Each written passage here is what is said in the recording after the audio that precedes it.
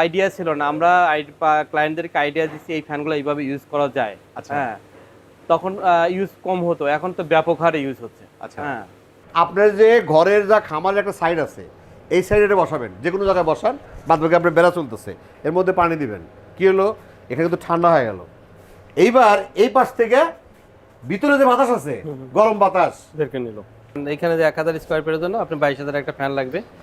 তারপরে সাথে হলো কুলিং প্যাড লাগবে 8টা, যার দাম আছে হলো এক একটা প্যাডের দাম পড়বে মিনিমাম 3500 টাকা করে দাম পড়বে। আচ্ছা একটা আচ্ছা প্যাডের আচ্ছা। দাম পড়বে এরকম 1000 স্কোয়ার ফিটের জন্য এরকম 4টে প্যাড লাগবে।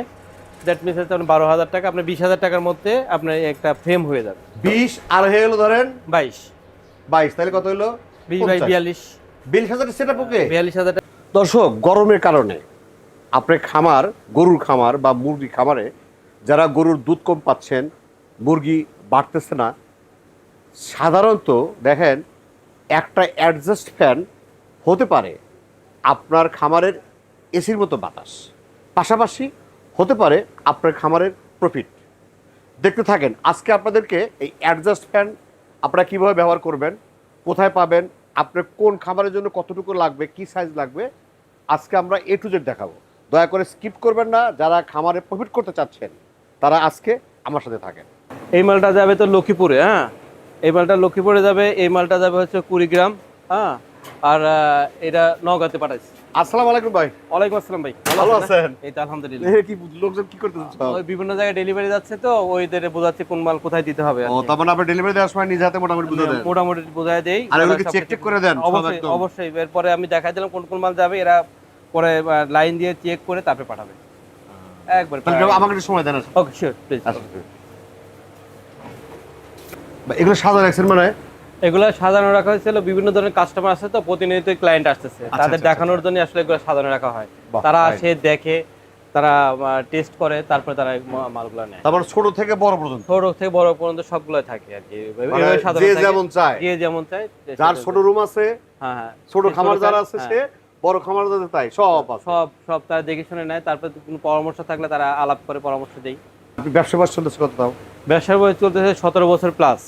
কারণই তো আসলে কিভাবে শুরু যখন করছিলাম আসলে এই ফ্যান সম্পর্কে মানে মার্কেটে কোনো আইডিয়া ছিল না, আমরা ক্লায়েন্টদেরকে আইডিয়া দিচ্ছি এই ফ্যানগুলো এইভাবে ইউজ করা যায়। আচ্ছা। হ্যাঁ, তখন ইউজ কম হতো, এখন তো ব্যাপক হারে ইউজ হচ্ছে। আচ্ছা। হ্যাঁ, আর এই যে খামারিদের নিয়ে চিন্তা করছে, খামারিগুলো নিয়ে চিন্তা করতেছে 5 বছর যাবত।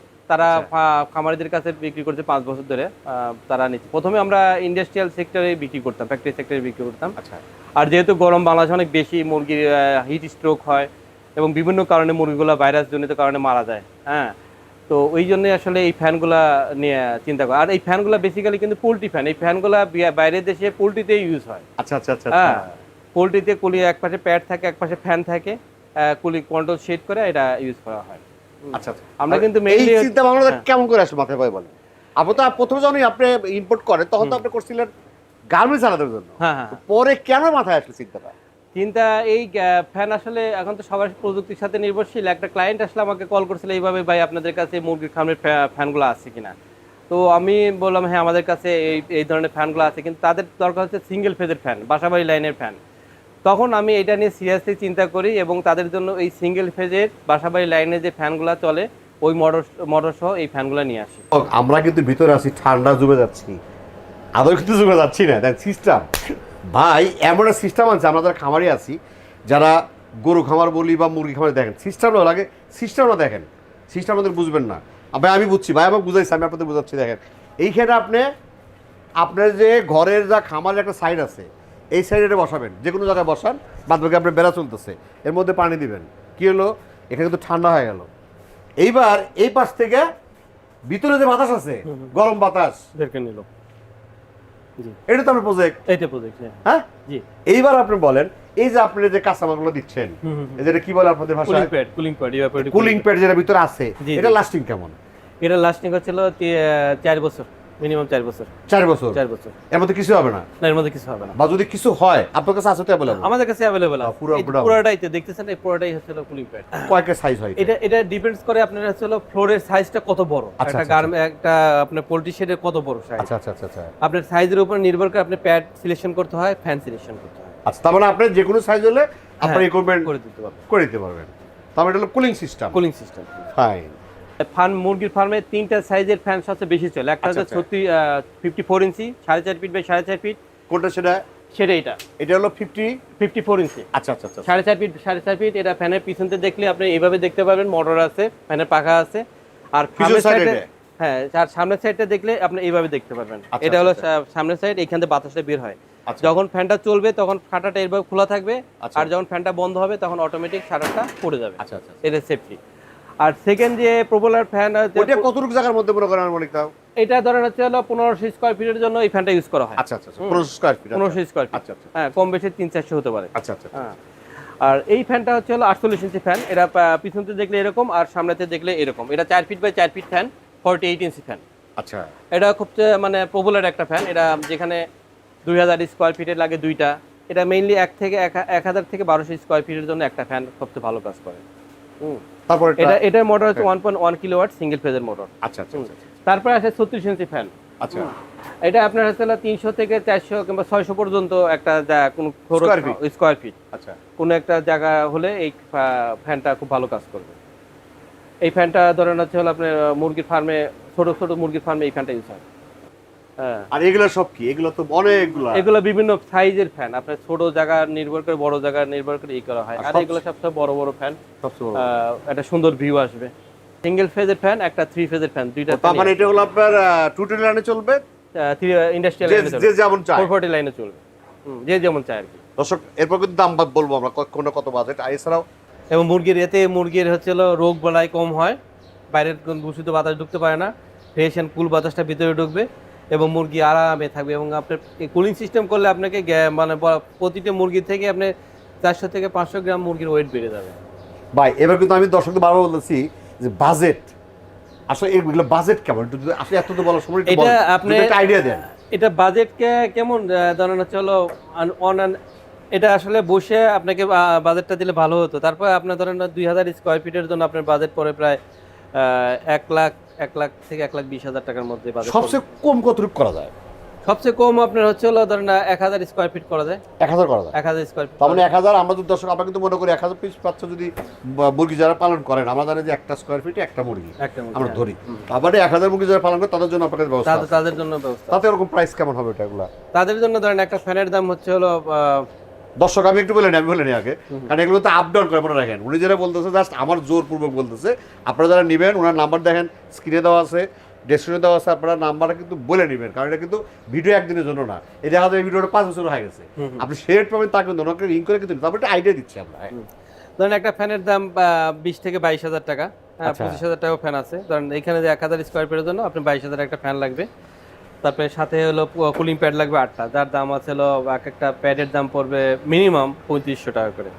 ও, এটা বেশি দাম না? এটা বেশি দাম, টাকার চেয়ে মাল বেশি। টাকার চেয়ে মাল এটা 3000 বা 3500 টাকা দাম? হ্যাঁ, 3500 টাকা এরকম একটা প্যাডের দাম পড়বে। আচ্ছা আচ্ছা প্যাডের দাম পড়বে এরকম 1000 স্কয়ার ফিটের জন্য এরকম 4টে প্যাড লাগবে। দ্যাট মিনস হচ্ছে 12,000 টাকা, আপনার 20,000 টাকার মধ্যে আপনার একটা ফ্রেম হয়ে যাবে। 20 আর হয়ে গেল ধরেন 22, তাহলে কত হলো? 20 বাই 42। 42,000 সেটআপ ওকে? 42,000 টাকা ছিল, সাথে আপনার লাগবে একটা পাম্প ধরেন 8,000 টাকা পানি নেওয়ার জন্য। হাফ হর্স পর একটা পাম্প আর হলে পাম্প থাকি ভাই, পাম্প সব খামারের কাছে থাকে। পাম্প আছে अवेलेबल, শুধু ওই পাম্পে দিলে হয়ে যাবে। পাম্পে দিলে হয়ে যাবে 50,000 টাকার মধ্যে। আশা করা যায় আপনার একটা 1000 স্কয়ার ফিটের একটা ফার্ম পুরোপুরি পুল ডাউন করা সম্ভব। না, আমার পছন্দ হচ্ছে ভাই। হ্যাঁ দর্শক, আসলে মানে ব্যাপারটা কেমন, যারা খামার করতেছেন ভাই দেখেন, আমাদের যারা খামারি আছেন, মানে যে গরমটা পড়ছে বা পড়তেছে, মানে মুরগি তো স্ট্রোক করতেছে, মুরগি স্ট্রোক করে সাথে কিন্তু আমরাও করতেছি, কিন্তু মুরগি কিন্তু না। আমাদের টেনশন আছি, কত টেনশনে থাকি একটা খামার নিয়ে। ফাইন ভাই, আসলে আপনি এই যে আসছেন আমাদের খামারিদের চিন্তা ভাবনা করতেছেন, তাদেরকে আপনার তরফ থেকে কি বলবেন? আমি যেটা বলবো সেটা হচ্ছে হলো কোনো কিছু করার আগে ভালো মতো জেনে বুঝে করা উচিত। আপনার হচ্ছে হলো মুরগি কি কারণে মারা যায় এই ব্যাপারগুলো আপনার বুঝতে হবে। শুধু ওষুধ খাওয়াবেন, অ্যান্টিবায়োটিক নেবেন, মুরগি বাঁচবে, এটা আশা করা ঠিক না। মুরগির খামারের পরিবেশটা প্রথমে ঠিক করতে হবে।